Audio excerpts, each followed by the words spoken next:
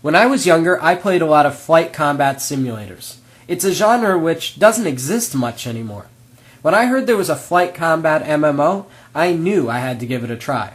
Now this is called Aces Online, but it also goes by the name Air Rivals and Air Cowboys. A-Gear. Instead of picking a character, you pick a gear that you want to play. Each one is specialized, that one being a heavy assault one. This one is a support gear.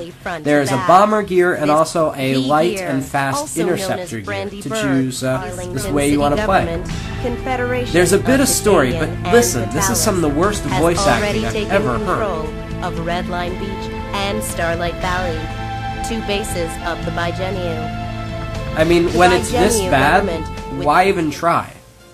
Luckily enough, it ends, and I'm in a kind of a flight deck. I see my character here. There's places where I can buy and sell goods, as well as where I can get missions. There's about 1 mission per level, or I can just head on out into the battlefields and kill off enemies. I'm going to accept this one right here, and I come on out. It's easy to play. You move with the mouse. I can move left and right.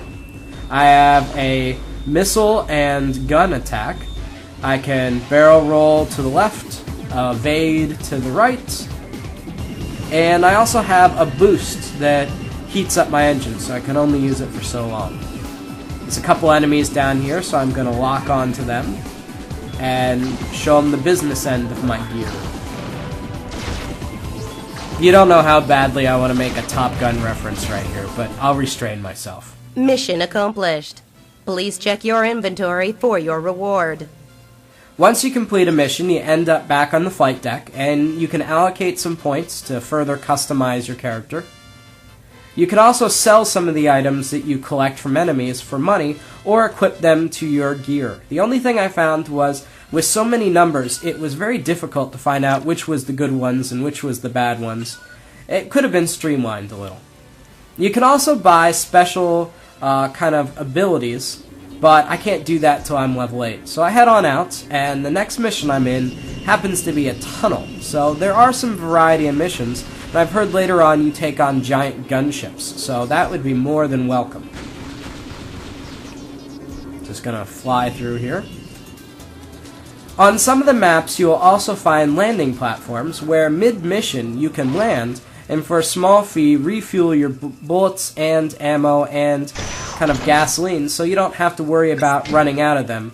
It's kind of a nice convenience if you're grinding enemies or earning experience points. I went ahead and leveled up here, and when you get to a certain level, you're given a choice to join one of 2 sides of a war that's going on.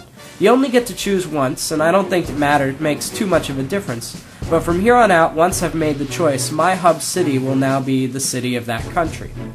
There's a lot of players here. Most of them are just inactive stores, but all the way around the outside, there are whole bunches of stores that I can buy new items from, as well as new airplanes and parts for my airplane.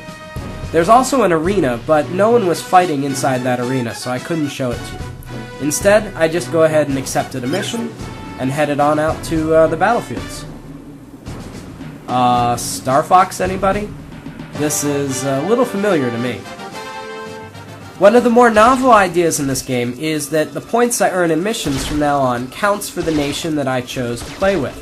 Every month the points add up, and they find out who the better side is. There's also a great player versus player system in this game, so I'm told, though I didn't get to try it out.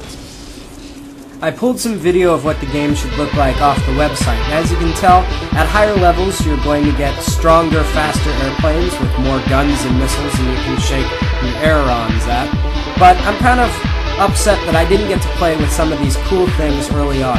Early on the game felt slow, and it didn't interest me as much as it should have.